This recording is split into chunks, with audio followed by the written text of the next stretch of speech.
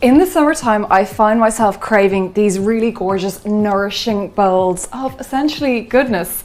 What brings it all together is this gorgeous dressing that I have made using the Frontier Foods apple cider vinegar, maple, and also lots of miso paste. So here is how I make it.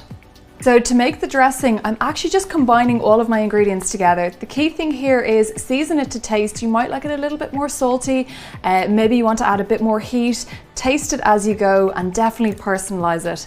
When it comes to bringing bowls like this together, I always like to have a base of a grain, so you can use either brown rice or quinoa. I have some roasted vegetables and tofu. And then when it comes to toppings, really go with whatever you have. Here I have some edamame, some cucumber. I'm also going to add some chili flakes, and I also have these gorgeous Frontier Foods roasted red peppers.